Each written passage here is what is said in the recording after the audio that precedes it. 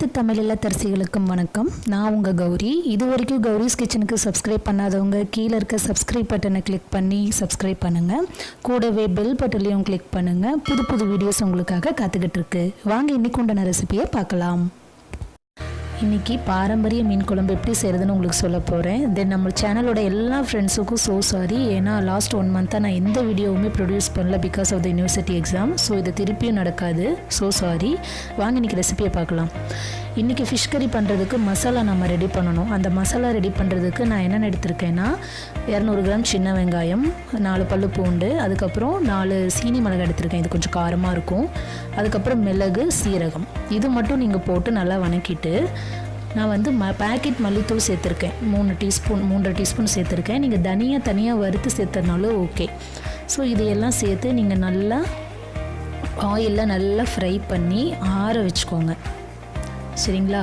இப்போது நம்ம குழம்பு ரெடி பண்ணுறதுக்கு உண்டான இன்க்ரீடியன்ஸை பார்க்கலாம். ஸோ சின்ன வெங்காயம் 150 கிராம், ஒரு பெரிய சைஸ் தக்காளி, ஒரு பச்சை மிளகா ஆப்ஷனலுக்கு எடுத்திருக்கேன். தென் எப்பயும் போல் மல்லித்தலை, தென் எலுமிச்சம்பழம் அளவுக்கு புளி ஊற வச்சுக்கோங்க. அதுக்கப்புறம் நம்ம அரைச்சி வச்சதில் ஒரு 1/4 மூடி தேங்காய் மட்டும் ஆட் பண்ணிக்கோங்க. இதோட லைட்டாக பொட்டுக்களை நீங்கள் ஆட் பண்ணிக்கிட்டிங்கன்னா உங்களுக்கு குழம்பு வந்து நல்லா கிரேவியாக வரும், தண்ணி விட்ட மாதிரிலாம் வராது. ஸோ அது வந்து நீங்கள் ஆட் பண்ணிக்கோங்க. ஆட் பண்ணி நல்லா அரைச்சிக்கோங்க. சும்மா லைட்டாக சேர்த்துனா போதும். அதுக்கப்புறம் நம்ம வாழை மீன் வந்து இது ஒரு 1/2 கிலோவுக்கு பக்கமாக வரும். நான் தலைப்பகுதி மட்டும் எடுத்திருக்கேன்.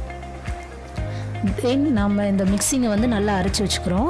இதோட வந்து நீங்கள் புளி நல்லா கரைச்சி இந்த மசாலாவோட நீங்கள் ஆட் பண்ணி வச்சுக்கோங்க. தாளிக்கிறதுக்கு முன்னாடி இந்த மாதிரி கலந்து வச்சுக்கோங்க.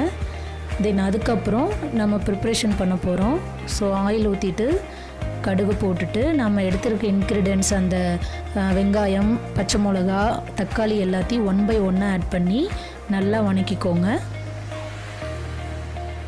ஸோ நீங்கள் வந்து தக்காளி சேர்த்து எந்த ஒரு டிஷ் பண்ணுறதா இருந்தாலும் சரி, அது நல்லா உங்களுக்கு வெங்காயத்தோட மிக்சிங் ஆனதுக்கப்புறமா நீங்கள் எதுனாலும் ஆட் பண்ணுங்கள். ஏன்னா அப்போ தான் குழம்பு வந்து உங்களுக்கு டேஸ்ட்டாக இருக்கும்.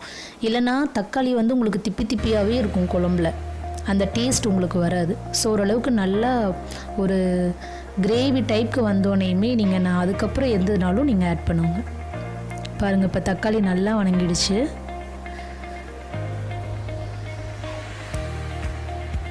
ஸோ நல்லா வணக்கிட்டு நம்ம வந்து ரெடி பண்ணி வச்சுருக்க இப்போ இந்த மசாலாவை வந்து இதில் நம்ம ஆட் பண்ண போகிறோம்.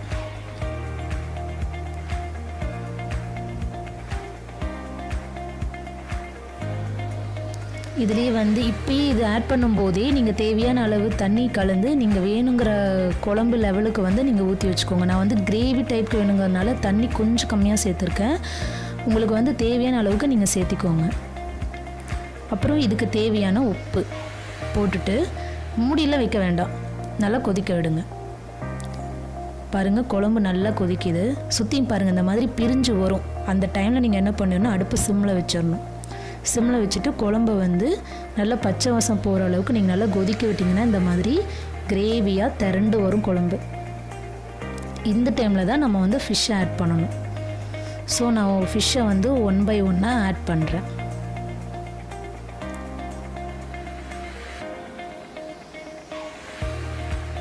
ஆட் பண்ணிவிட்டு ரொம்ப கலரெல்லாம் வேண்டாம், ஏன்னா மீன் உடஞ்சிரும். ஒரு சில வெரைட்டிஸ் பார்த்திங்கன்னா குழம்புலே கரைஞ்சிரும் அப்படின்லாம் சொல்லுவாங்க. அதனால் ரொம்ப கலர வேண்டாம். நான் வந்து வாழை மீன் எடுத்திருக்கேன். நீங்கள் எந்த ஃபிஷ்ஷை வச்சுனாலும் இதை நீங்கள் செய்யலாம்.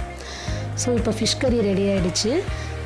ஸோ இப்போ ஃபினிஷிங் மல்லித்தலை போட்டு நம்ம ஃபினிஷிங் பண்ணிடலாம்.